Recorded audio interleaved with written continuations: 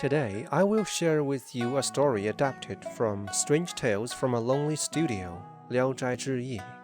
It is Washing Heart and Replacing Head, one of the stories in the comedy series. A scholar, Zhu Erdan, is not talented in learning by nature, but his character is extraordinarily upright, which is very different from other scholars who are good at nothing but flatter. One day, all of them participated in a poetry party together. Everyone flattered Wu Wenlong, the son of a censor, saying that he would achieve impressive results in the next township examination. But Wu Wenlong is actually a mediocre person. He barely passed the first round of examinations with the help of his father, who bribed the examiners. In fact, his poetry writing skill is not better than Zhu Erdan. Although Zhu Erdan is stupid, he has a clear understanding of himself and never dared to be complacent. Hearing that everyone was just flattering regardless of the fact, Zhu Erdan couldn't bear it anymore. So he reminded, "We participate in a poetry party to meet friends on literature, not to flatter." As soon as his voice fell, the warm atmosphere suddenly fell silent. Wu Wenlong felt so embarrassed that he proposed to have a poetry writing competition with Zhu Erdan. Zhu Erdan also felt a little embarrassed.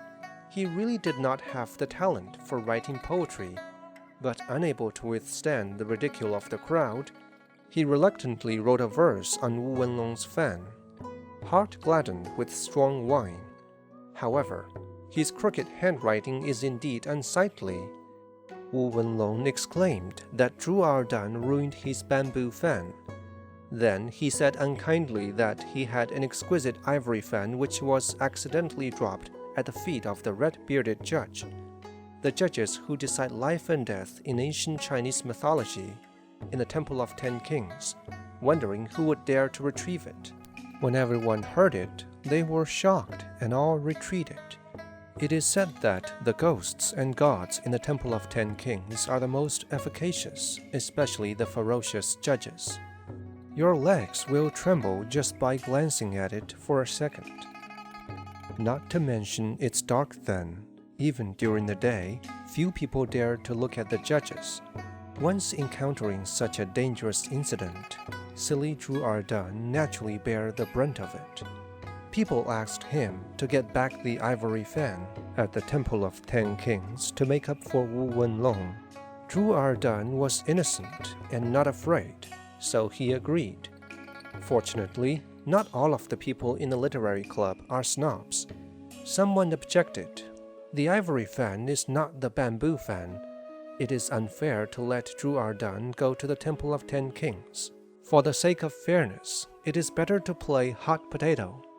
When the drum stops, the person who receives the flowers should go to the Temple of 10 Kings." A few people wanted to tease Zhu Erdan.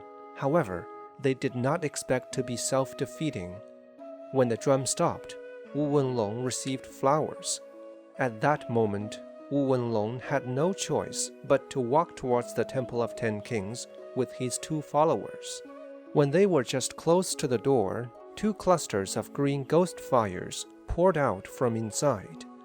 They were so scared that they ran back to the restaurant in a panic and talked to everyone about the scary experience. Zhu Erdan was eating a pork trotter contentedly and didn't believe in ghosts at all. What Zhu Erdan cared about was whether they took back the fan. Wu Wenlong hesitated and couldn't give a response. It turned out that there was no such thing as an ivory fan. It is just an excuse Wu Wenlong made up to scare Zhu Erdan.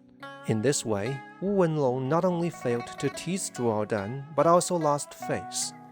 But he still insisted. "How about going to the Temple of 10 Kings and prove to us your boldness?" Zhu Erdan was slightly drunk, not afraid at all, and walked towards the Temple of 10 Kings without hesitation. The atmosphere inside the temple was gloomy and dark, and the statues of ghost kings were majestic and terrifying. Zhu Erdan never did bad things, so he wasn't afraid of going into the ghost temple. After turning around the entire temple, he found the statue of Judge Lu, and then he even carried the statue back to the restaurant. The people who were talking and laughing were suddenly frightened. However, Zhu Erdan was in high spirit and offered a glass of wine to Judge Lu. He even invited Judge Lu to have a drink with him at home when it was convenient. Then he asked other people to toast to Judge Lu. But these people slumped on the ground, pushing away from each other, and no one dared to act. They had completely lost the literati elegance. It was midnight after the farce was over. Zhu Erdan was sent home drunkenly. Fortunately, he married a virtuous but ugly wife. No matter how late he came back, she would always take good care of him. The young couple supported each other and had a very happy life. Soon after, when Zhu Erdan was reading at home, Judge Lu accidentally came to his home. Both of them liked to drink very much. After drinking a few glasses of wine together, they soon became close friends. Zhu Erdan is just a mortal, so he definitely can't drink as much as Judge Lu. Therefore, he fell asleep on the table just after a while. After Judge Lu was satisfied, he picked up the articles Zhu Erdan had scattered on the side and looked at it. After reading it, Judge Lu realized that Zhu Erdan's article was too poor to read. So he couldn't help but take out a brush and made corrections. But even with the help of Judge Lu, Zhu Erdan still didn't improve his writing ability. People shook their heads when they saw the poems and articles he wrote. Wu Wenlong even ridiculed Zhu Erdan's articles as rotten eggs. Zhu Erdan immediately quarreled with him. Angrily, Wu Wenlong threw the wine glass in his hand downstairs. What he didn't expect was that the cup happened to hit his sister's head. It definitely was a catastrophe. Wu Wenlong is usually not afraid of anything, except his unreasonable younger sister. Facing the scolding of a group of little girls downstairs, he instantly became discouraged and hurriedly begged Zhu Erdan to deal with it. Seeing that Wu's sister was quite beautiful, Zhu Erdan happily ran downstairs and apologized. As a result, he was beaten up by girls and took a lot of effort to get out. Soon, Judge Lu visited Zhu Erdan's home again. After drinking for a while, Zhu Erdan happily took out his new works and asked Judge Lu to revise it. Looking at Zhu Erdan's works, Judge Lu frowned and shook his head. Nonsense! It seems that what Zhu Erdan needs is not to polish his poems, but to have an exquisite and smart heart. So, when Zhu Erdan fell asleep, Judge Lu opened his chest and carefully cleaned his stomach and heart. Zhu Erdan's original heart was covered with a thick layer of dust, which caused his lack of literary talents. After washing up, Zhu Erdan will surely get good results in the imperial examination next month. After being sober, Zhu Erdan became creative and agile as expected. He read the articles he wrote before and found it was really nonsense. At the same time, the Wu family was inviting Wizard to bribe Yama to ensure that Wu Wenlong could get the first place in the examination.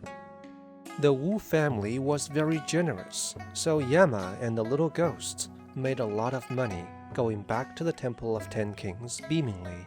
Soon it was time for the examination. Zhu Erdan got a gifted brush in the testing room. By contrast, Wu Wenlong was unable to start while biting his brush. Some others even had no words to write.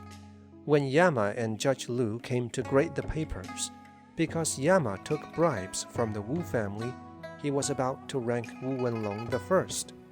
But Judge Lu knew well enough about Wu Wenlong's level and didn't do what Yama said.